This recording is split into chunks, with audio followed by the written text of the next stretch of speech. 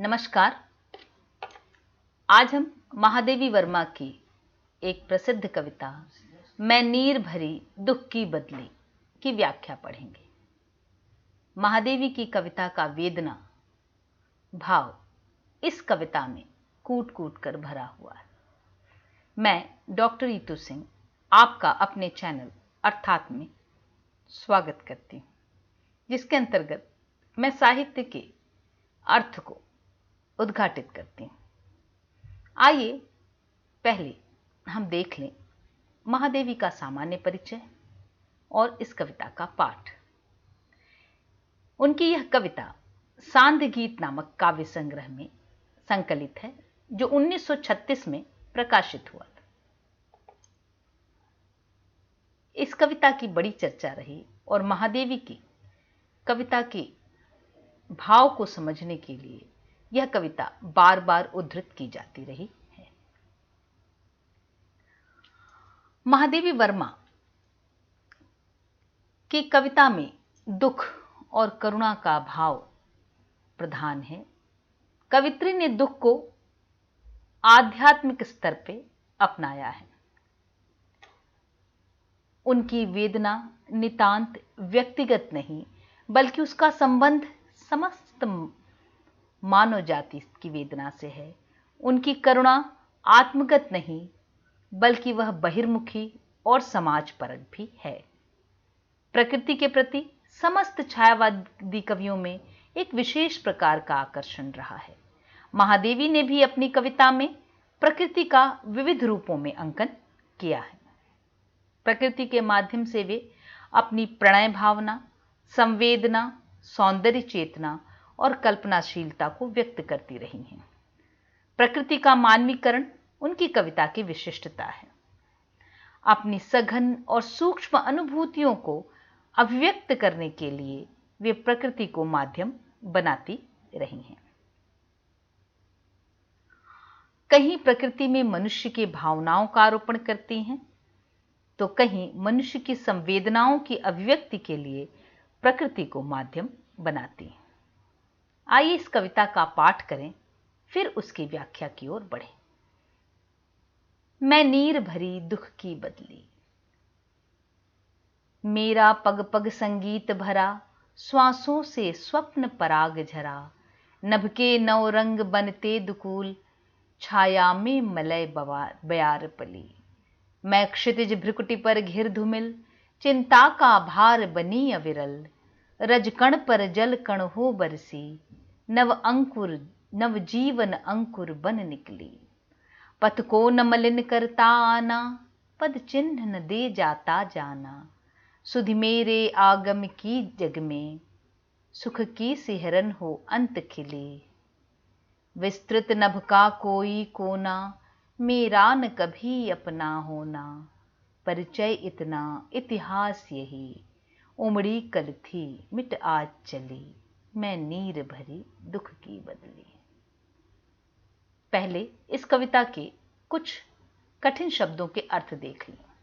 नीर का अर्थ है जल, स्पंदन का अर्थ धड़कन या कंपन, निस्पंद का अर्थ स्थिर जिसमें कोई स्पंदन न हो, क्रंदन का अर्थ है रोना, आहत का चोट लगना या घायल होना, निर्झरने का तात्पर्य है झरने से निकलने वाली नदी, दुकूल का अर्थ है आंचल, मलय बयार मलय पर्वत से आने वाली शीतल सुगंधित समीर या हवा, क्षितिज जहां धरती और आकाश मिलते हैं, भ्रुकुटि अर्थात भौहें, धूमिल अर्थात धुंधला, अविरल अर्थात सघन या घना, रजकण का अर्थ होता है धूल के कण, नवजीवन अर्थात नया जीवन, मलिन का अर्थ है मैला, पद चिन्ह का अर्थ है पैरों की छाप, सुधि का अर्थ है स्मृति, आगम का अर्थ है आना, विस्तृत का अर्थ है विशाल। आइए हम कविता की व्याख्या करते हैं। व्याख्या के लिए मैंने काव्य की पंक्तियां तो सामने रखी ही हैं, साथ ही मैंने महादेवी के हाथों से बनाए चित्रों को भी यहां दिखाया है, जिसके माध्यम से उनकी कविताओं को हम अच्छी तरह समझ पाते हैं। इस वीडियो का जो बैकग्राउंड है वह भी महादेवी द्वारा बनाया गया एक चित्र है, जिसमें उन्होंने कविता भी लिखी थी। आइए हम कविता का अर्थ समझते हैं। मैं नीर भरी दुख की बदली, स्पंदन में चिर निस्पंद बसा, क्रंदन में आहत विश्व हंसा, नैनों में दीपक से जलते पलकों में निर्झरनी मचली, मैं नीर भरी दुख की बदली। यह महादेवी द्वारा बनाया एक चित्र है। महादेवी को प्रकृति से गहरा लगाव था। प्रकृति ही वह माध्यम है जिसके द्वारा वे अपने मन की सघनतम अनुभूतियों को अभिव्यक्त करती थीं। प्रस्तुत गीत में वे स्वयं के अस्तित्व की कल्पना एक बदली के रूप में करती हैं। बदली भी कैसी, जिसका निर्माण पीड़ा एवं वेदना से हुआ हो। अतः वे स्वयं को दुख की बदली कहकर संबोधित करती हैं। मैं नीर भरी, नीर का अर्थ जल होता है, किंतु दुख की बदली है तो इसका सीधा तात्पर्य है अश्रु से। वे स्वयं को दुख की बदली कहकर संबोधित करती हैं। यह कविता अर्थ को कई स्तरों पर व्यंजित करती है। जब हम सामान्य बदली की जीवन गाथा के रूप में देखें तो यह एक अर्थ देता है। यदि इस कविता का अर्थ हम महादेवी के जीवन पर घटित करते हैं तो वह दूसरा अर्थ देता है जो बहुत ही गहन है। और अंततः जब हम इस कविता को समस्त स्त्री जाति की वेदना की अभिव्यक्ति करने वाली बदली के रूप में व्याख्यायित करते हैं तो और भी व्यापक अर्थ उद्घाटित होता है। वे कहती हैं, मैं दुख के जल से बनी हुई बदली हूं। यह दुख संसार की पीड़ा का भी दुख है। जब संसार आतप से व्याकुल और दुखी हो जाता है, गर्मी के प्रभाव से जल वाष्पित होकर धीरे धीरे बादल का रूप धारण करता है, ठीक उसी प्रकार महादेवी का हृदय भी संसार के दुख से पीड़ित है, अंततः बदली के रूप में रूपांतरित हो गया है। बदली का जन्म भले ही दुख में हो, पर वह संसार के दुख का कारक नहीं बल्कि सुख का कारक होती है। उसी प्रकार महादेवी के हृदय में व्याप्त दुख ही करुणा बनकर संसार के कल्याण का विधान करता है। कवित्री कहती हैं कि बदली में लगातार स्पंदन होता रहता है, स्पंदन में चिर निस्पंद बसा, परंतु देखकर ऐसा प्रतीत होता है कि वहां चिर शांति है। वैसे ही मेरे जीवन में स्पंदन में भी एक स्तब्धता व्याप्त है। यहां विशेषण विपर्य है, जहां एक साथ दो विपरीत चीजों जैसे स्पंदन और निस्पंदन दोनों की कल्पना की गई है, जो अद्भुत है। आगे वो कहती हैं कि मेरा हृदय करुणा से विगलित है और मैं इसके क्रम में संसार को प्रसन्न करने का विधान करती हूं। क्रंदन में आहत विश्व हंसा, अर्थात मेरे रोने से विश्व रोता नहीं बल्कि प्रसन्न होता है। अर्थात मैं स्वयं को गलाकर, स्वयं को मिटाकर संसार को हंसने का कारण देती हूं। जैसे बदली के रोने से अर्थात बरसने से गर्मी से दग्ध संसार जल की फुहारों से आहत होकर हंसने लगता है, वैसे ही मैं स्वयं व्यथित होकर, दुखी होकर रोती तो हूं, पर संसार को सुख देती हूं। आगे की पंक्तियों में वे कहती हैं, नैनों में दीपक से जलते पलकों में निर्झरनी मछली। मेरे नैनों में सदैव आशा के दीपक जलते रहते हैं और मेरे पलकों में आंसू रूपी पहाड़ी नदी सदैव प्रवाहित होती रहती है। बदली के अर्थ में देखें तो वे कह रही हैं कि मैं वृष्टि की प्रतीक्षा करते हुए लोगों की आंखों में उम्मीद के दीपक जैसी जलती हूं और मेरा रुदन संसार में प्रसन्नता की बयार ले आता है। सर्वत्र लोग मुझे देखकर प्रसन्न होते हैं। बदली स्वयं को मिटाकर संसार को प्रसन्न करती है। आगे की पंक्तियों की ओर चलें। मेरा पग पग संगीत भरा, श्वासों में स्वप्न पराग झरा, नभ के नवरंग बनते दुकूल, छाया में मलय बयार पली। बदली कहती है, मेरा पग पग संगीत भरा, अर्थात मेरे कदम कदम पर संगीत है। बिजली का कड़कना, गर्जना संसार के लोगों को संगीत जैसा लगता है। मेरे श्वासों में स्वप्नों के पराग झरते हैं, श्वासों में स्वप्न पराग झरा।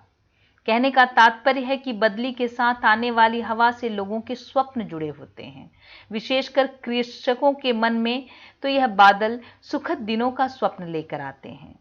आकाश में जो 9 रंग के इंद्रधनुष हैं, वही मानो बादलों का आंचल है और बदली के साथ साथ हर जगह शीतल सुगंधित बयार बहती रहती है। नभ के नव रंग बनते दुकूल, छाया में मलय बयार पले। अब कवित्री के संदर्भ में इन पंक्तियों को देखें तो वे कह रही हैं कि भले ही मेरे जीवन में दुख व्याप्त हो, परंतु मेरा पग पग संगीत के समान दूसरों को सुख देने वाला है। मेरी हर सांस दूसरों के लिए सुखद स्वप्नों का कारक बन के आती है। मेरा कालिमा से भरा जीवन है, परंतु मेरा आंचल इंद्रधनुष के समान नवरंगी है और मेरे साथ छाया सदृश सुखद बयार चलती रहती है। लेखिका स्वयं को दीपक की तरह जलाकर भी दूसरों का पथ आलोकित करने को ही अपने जीवन का ध्येय मानते हैं। आगे की पंक्तियों में महादेवी कहती हैं, मैं क्षितिज भ्रिकुटी पर घिर धूमिल, चिंता का भार बनी अविरल, रजकण पर जल कण हो बरसी, नवजीवन अंकुर बन निकली। बदली कहती है कि मेरा जन्म क्षितिज से होता है। क्षितिज को यहाँ भ्रिकुटी के रूप में कल्पित किया गया है, भौहों के रूप में कल्पित किया गया है कि जिस तरह क्षितिज का आकार भी अंडाकार होता है। कहती कि वहां मैं घिरती हूं और ऐसे जैसे किसी के सर पे अर्थात कपाल पर ठीक भौहों के ऊपर चिंता की रेखाएं उभरती हैं, वैसे ही प्रकृति की चिंता की तरह मैं उभरती हूं। ऐसा लगता है यह जो क्षितिज है वह प्रकृति की भ्रुकुटी है और बदली उस पर छाना चिंता की लकीरों जैसा है। तात्पर्य यह है कि असह्य गर्मी से जब सारा संसार दग्ध होता रहता है, तब धरती के क्षितिज से राहत देने के लिए घने बादल उमड़ पड़ते हैं। यहां मूर्त बादलों की तुलना अमूर्त चिंता भाव से की गई है। बदली जब घिरती है तो चारों तरफ अंधकार छा जाता है, परंतु जब वह धूल कणों पर जल कण के रूप में बरसती है तो सर्वत्र वातावरण शीतल हो जाता है। रजकण पर जल कण हो बरसे और नवजीवन अंकुर बन निकले। यह नवजीवन का प्रस्फुटन है। यहाँ कवित्री कह रही हैं कि पीड़ा से संतप्त मेरा जीवन भले ही स्वयं में धूमिल और चिंतित करने वाला हो, किंतु मेरा लक्ष्य कल्याणकारी है। मेरा जीवन और कार्य नवीन पीढ़ी के लिए आशा का संदेश वहन करता है। मैं नए जीवन को जन्म देती हूँ, नव जीवन का अंकुर प्रस्फुटित करती हूँ। यहाँ महादेवी का एक चित्र भी मैंने दिया है, जिसमें नव जीवन को संभालते हुए बदली रूपी स्त्री का चित्र उन्होंने बनाया है। आगे की कविता में वो कहती हैं, पथ को न मलिन करता आना, पद चिन्ह न दे जाता जाना, सुधि मेरे आगम की जग में, सुख की सिहरन हो अंत खिली, मैं नीर भरी दुख की बदली।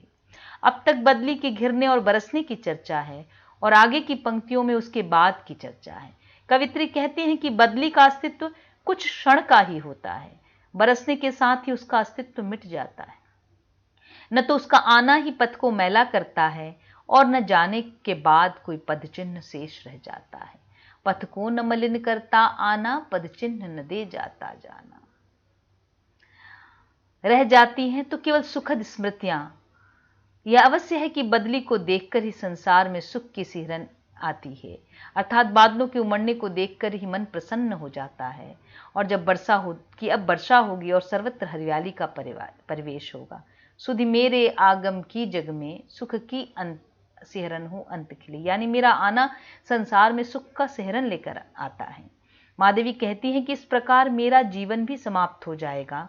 न तो मेरे आने का ही न ही जाने का कोई चिन्ह शेष रहेगा, केवल मेरी सुखद स्मृतियां शेष रहेंगी, जिसे संभवतः संसार बाद में याद करे, जैसे बादलों के जाने के बाद कभी याद करता है और कभी नहीं। आगे की पंक्तियों में, अंतिम पंक्तियों में, जो कि बहुत विशेष है, कवित्री कहती हैं, विस्तृत नभ का कोई कोना, मेरा न कभी अपना होना, परिचय इतना इतिहास यही, उमड़ी कल थी मिट आज चले।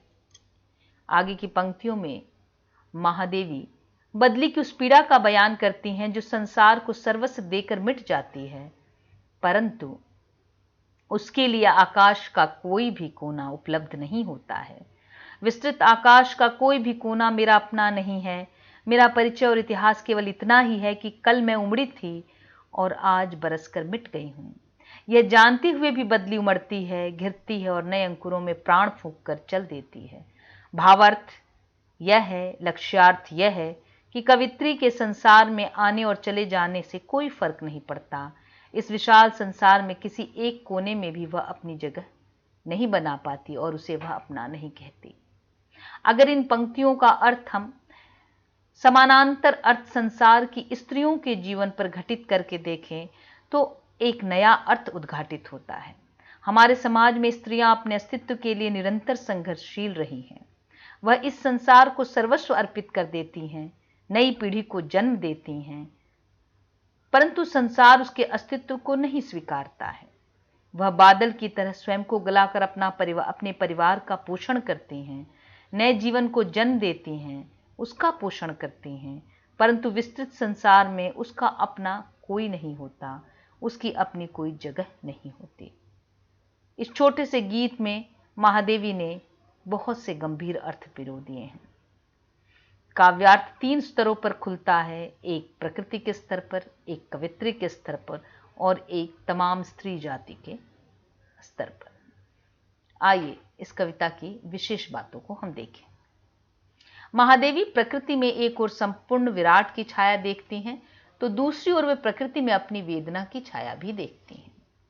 महादेवी के काव्य में स्त्री की वेदना का विविध रूपों में चित्रण मिलता है और उन्होंने गद्य में भी श्रृंखला की कड़ियां नाम से उन्होंने जो गद्य लिखा है उसमें स्त्री की आजादी और स्त्रीवादी चिंतन का बीज आपको मिलेगा।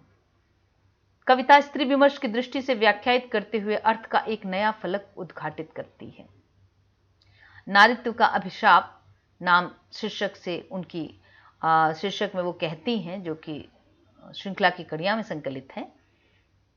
कोट, क्या नारी के बड़े से बड़े त्याग को, आत्मनिवेदन को संसार ने अपना अधिकार नहीं किंतु उसका अद्भुत दान समझकर नम्रता से स्वीकार किया है?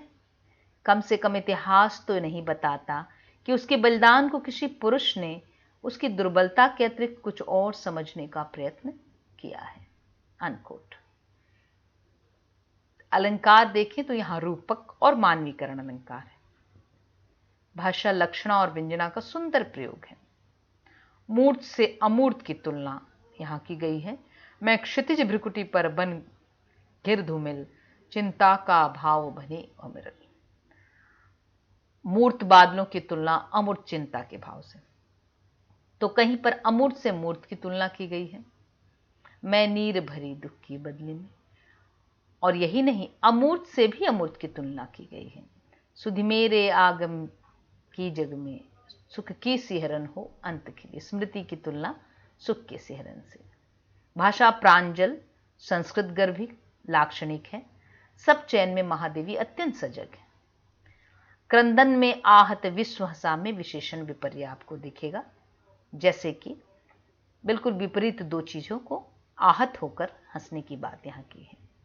और अगर तुलनीय में देखें तो हरिवंश राय बच्चन की एक बड़ी प्रसिद्ध कविता है, उसकी तुलना हम इस कविता से कर सकते हैं। आज मुझसे बोल बादल, आज मुझसे बोल, तम भरा मैं तम भरा तू, गम भरा मैं गम भरा तू। आज अपने हृदय से हृदय मेरा तोल बादल, आज मुझसे बोल बादल, आज मुझसे बोल। धन्यवाद।